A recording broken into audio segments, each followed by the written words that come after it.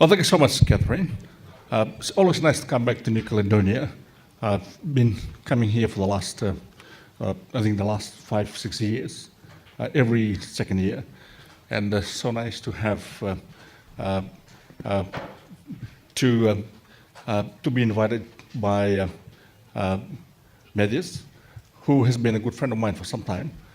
Now, when Medius sent me the invitation to come and make a presentation, I was very happy to do that for a number of reasons. Basically, two reasons. One was that for some time we've been doing this collaboration across the Pacific between English-speaking scholars and French-speaking scholars, and it's great to collaborate even further in the future.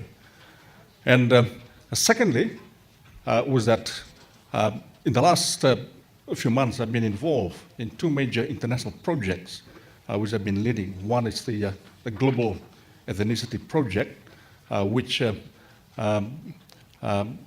was put together by the Paul Grave publishers, and I'm the editor-in-chief, something like 150 different authors from around the world. And one of the significant section of that project is to do with constitutions, ethnicity in constitutions, and the way in which constitutions, particularly the new constitutions which are now being devised by emerging countries, can respond to some of the complex issues of ethnicity and culture. And secondly, another major project I've been leading for the International Political Science Association is the democratization and the role of the military.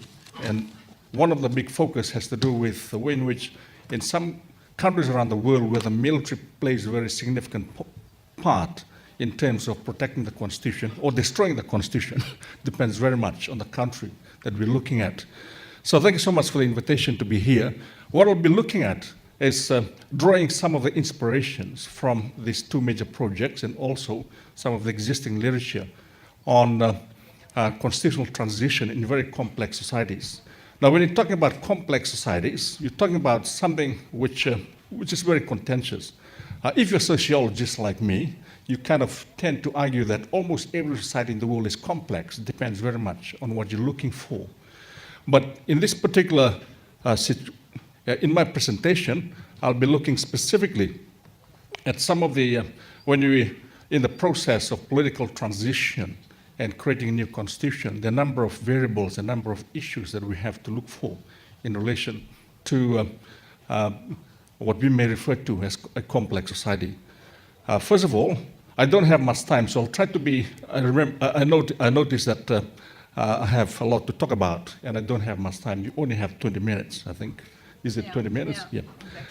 Now, so the first is the issue of the role of the Constitution. Why does the Constitution matter in the first place? Almost every country in the world has a Constitution, but there are different kinds of Constitution, of course. The country where I'm living at the moment, in New Zealand, they don't have a written constitution as such. The same thing as Britain. They don't have a written constitution.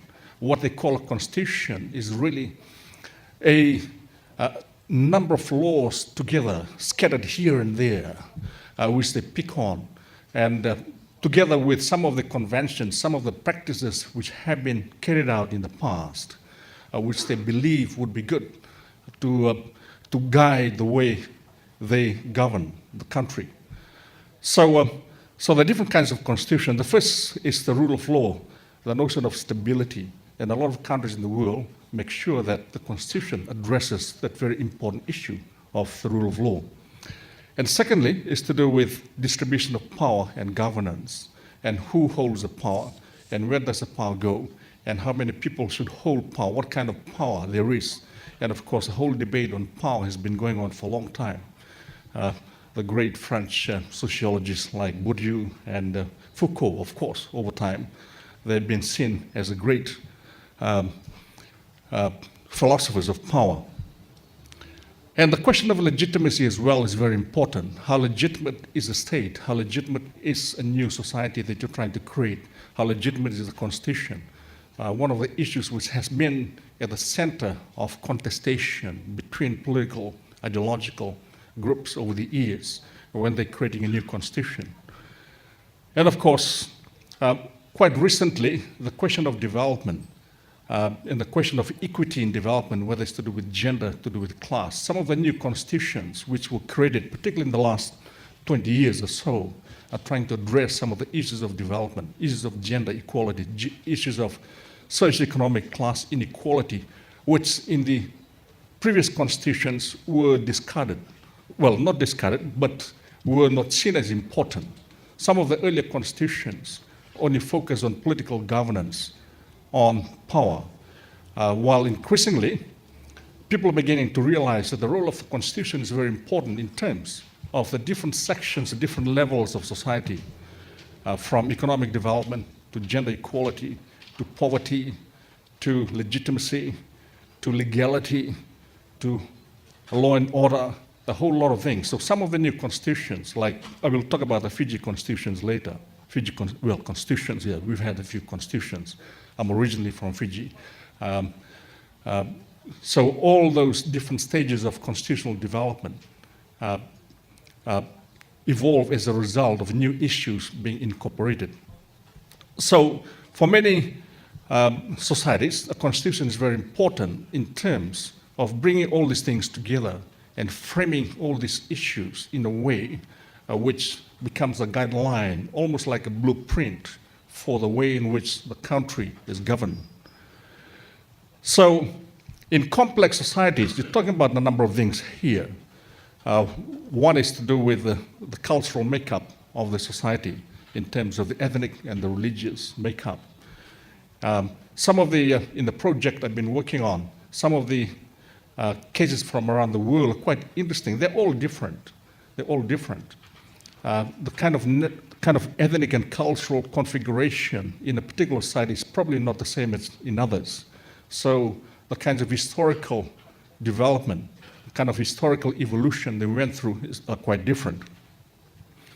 And also the nature of the conflict which may have taken place. One of the reasons why constitutions are quite urgent in some societies has to do with the way in which they try to respond to the conflict, the tension within those societies. And how do you address those conflicts? So the constitution is one of the ways in which they try to make sure. And I'll give you some examples later of how, I'll give you about 4 examples of situations where I personally have been involved in terms of the constitutional process later on. Now, so, and a lot of the, particularly in the last 10 years, a lot of the constitutions which have been put into place, they make sure that they have significant peace building and conflict resolution mechanisms within the constitution. And also, complex societies, you tend to see a lot of contestation, ideological contestation. Some of the societies in the Pacific are quite simple because you have homogeneous groups. But at the same time, you may have different political positions, different ideological contestations taking place. It may not be easy to compromise some of these positions. And the other issue has to do with when you have an indigenous group and you have a diaspora group, as we have in Fiji and other places around the world, then you're bound to have quite a complex relationship. And how do you facilitate that relationship? How do you compromise on the different worldviews within the constitutional framework? It's quite a challenge, and it's quite a very significant challenge as well. Now, in a lot of societies, you have an unsettled history where the history has been an evolution of tension, an evolution of various forces coming to bear, which transform society in different ways. So it's very significant that this have to be captured in the Constitution as well. How do you address some of this in the Constitution? Now, the transition from the colonial to the post-colonial is not always easy, as we've seen in Africa, in Asia, in the Pacific, South America, and other places around the world, and that area of transition, because there's so much happening in there in relation to the different expectations of the different groups, in relation to the different preferences in terms of the kinds of political system that they want eventually, and what kind of security arrangements do you need to make sure that you have a more stable society after that transition. Now, and the next point I want to emphasize is the fact that often what we've seen in the last 20, 30 years, constitution makers, some experts, some of them are friends, they go around the world with a briefcase and the laptop trying to look at what others are doing and then picking and choosing. When they did constitutional reform in Fiji, that's basically what they did. And so there has been a tendency to pick and choose from what others are doing. And South Africa has been seen as a constitutional model for many developing countries. And a lot of countries in the developing world have been doing that in the last few years. But it's also important to realize that different countries have a unique context that we have to take into consideration. Sometimes when I'll give you some examples later, when you look at the case of Nauru, which I was involved in, when you impose a template which appears to be international and global, but you miss the point in many ways because there's certain unique characteristics of those countries which are specific to those countries that we need to take into consideration when we're looking at constitutions. To do with their historical experiences, not all countries are the same, they're all different. So what may work in one context may not work in another. And of course, the socio-cultural configurations are very different. And the way in which constitutions are devised have to respond to those specific circumstances rather than imposing something which may not work at the end. The same thing with the socioeconomic background, the ethnic and religious diversity. While in many countries around the world, the religious and ethnic and cultural diversity do exist, but the nature of the way in which the relationship between the different groups may be different in terms of the way in which they have evolved over the years. So it's important to understand the specific synergies and dynamics which shape those kinds of relationships, and those have to be reflected as well in a way which captures the realities on the ground.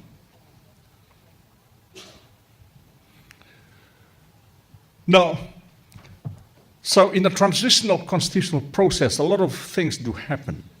And sometimes if the transition is out of control, it can lead to all kinds of problems. We've seen that in the past where the process of transition, if not handled, if not thought about, if not discussed well, may go out of hand. So a number of things that I suppose need to be looked at. One is to do with how do we respond to the changes? Because in that transition, a lot of those things are happening very fast. And how do we respond to some of those changes which are taking place? And secondly, is the question of national reconciliation. In recent years, that has been quite significant in terms of making sure that everybody operates within the same template. And national reconciliation can take many forms. Some have succeeded very well in the past, some have not. It's work in progress in many ways. It's not something that you do overnight. And often, some of the constitutions are quite smart in terms of building in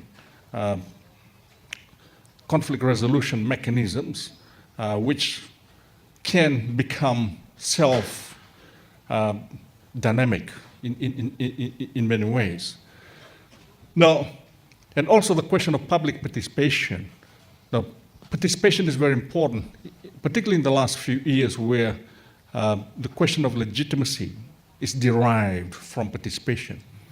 And the question is, how do we make sure that the citizens participate in the constitutional process? The different ways in which the word participation itself has been subject to abuse, has been subject to a lot of questions over the years.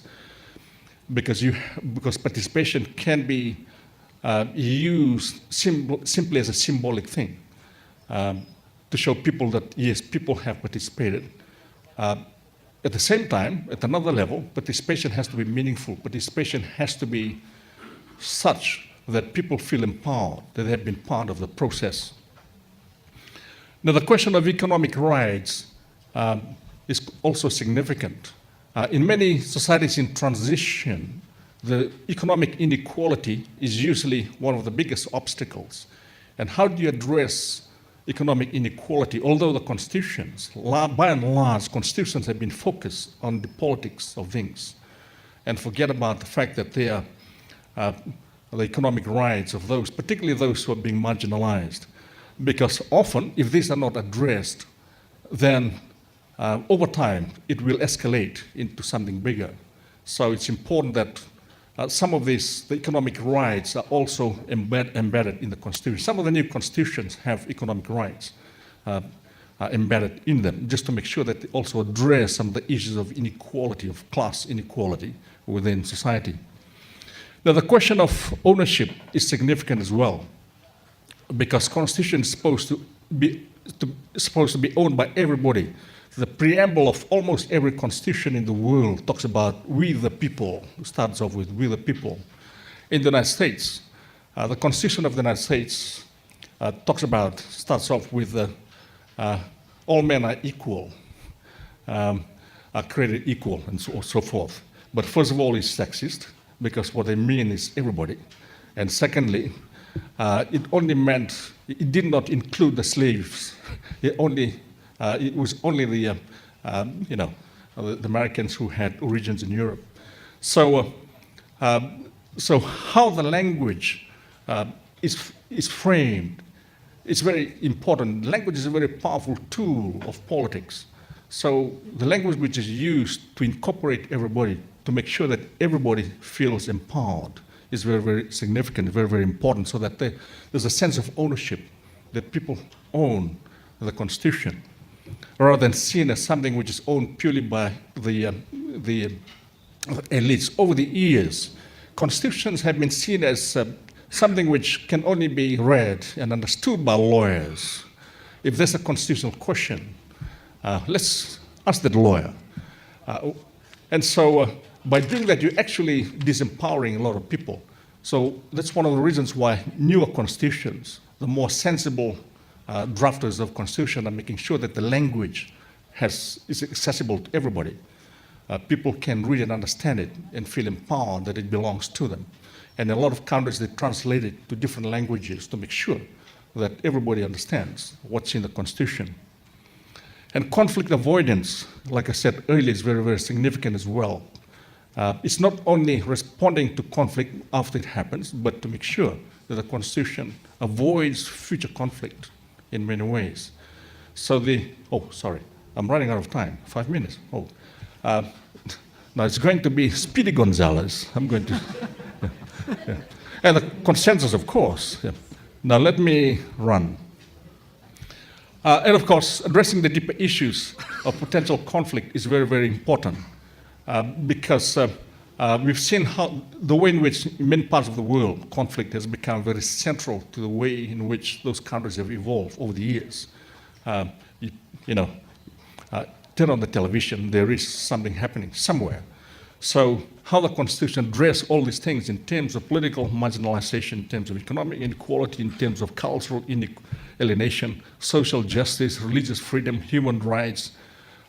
So the failure to address all these things can be very problematic.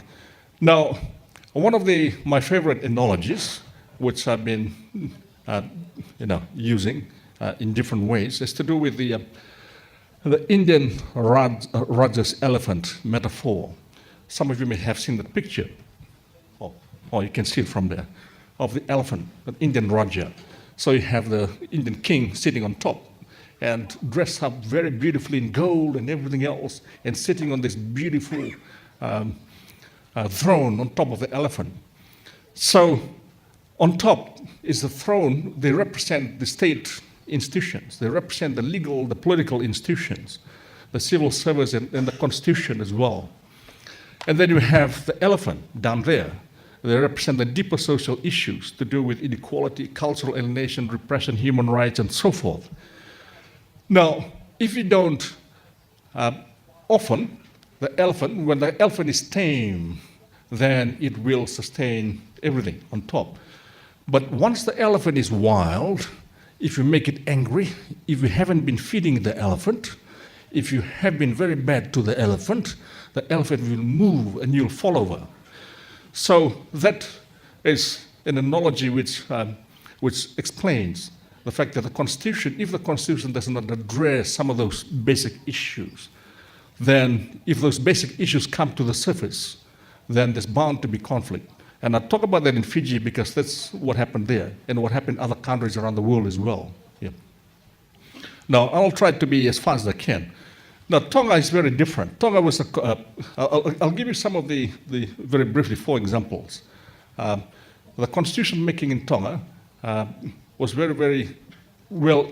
One of the very first constitutions in the world was the Tongan Constitution. 1875 was put together by King George. And the second time it was reviewed was 2010. In fact, the constitutional process went through violence because we had a class structure, very rigid class structure, which was very similar to the feudal system in Europe in the early days. And then everything came to the surface. And the new constitution, what they tried to do is to make sure that they give more power to the commoners to avoid further escalation of conflict in the future. But that still did not stop the king from suspending the parliament just this year. And so sometimes you may try to address conflict, but it might lead to other things as well. So it's very important to look at the consequences of what kind of constitutional reform you might have. Now, in the Solomon Islands, it was, like I said, it was a neglected British protectorate. It was not really a full colony. The only British colony in the Pacific was Fiji. From there, then they ruled the other British colonies. And so it was totally neglected in terms of development, in terms of governance, and so forth. And then the political violence, 1999, 2002, as a result of that, they tried to reform the constitution. They've been trying to talk about having a federal constitution, but they've been doing that for a number of years. So they don't seem to be able to address that quite quickly, to make sure that the different parts of the country, different provinces, we have their own government. Hopefully that will address some of the future violence. Now, in Nepal, I was, 1 minute. I was asked by the Asian Development Bank to go and put together the conflict resolution, to create a new conflict resolution mechanism together with the development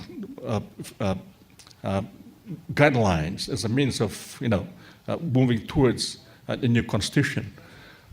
But Nepal was one of the most conflict-prone countries in the world. They've had 7 constitutions from 1948 to 2015. I won't go into the details. And all of those changes have to do with power dynamics, have to do with conflict, have to do with how the monarch tried to suppress, and then eventually the monarch was kicked out in 2007. Now, and the end of the Civil War. So the constitutional changes have been, you could feel like, parallel to the conflict. I was asked by the United Nations, UNDP, to go to Nauru to review why the constitutional referendum did not work. That was in 2012. Because in 2010, they had a constitutional review, but they put it to a referendum, but the people voted against it. And in my conclusion, I wrote that it was the fault of the United Nations, because one of the first things they did was to use what they've always done. I've done a lot of work for the UNDP over the years, and this is one of them, and all the time I criticize them. But one of the things they did was to use what they call the international best practice. In other words, they have a template which they use all over the world, in Africa, in Asia, in the Pacific, hoping that the international values which are in there will work, but they never work in Nauru because the cultures are very different, the history is so different.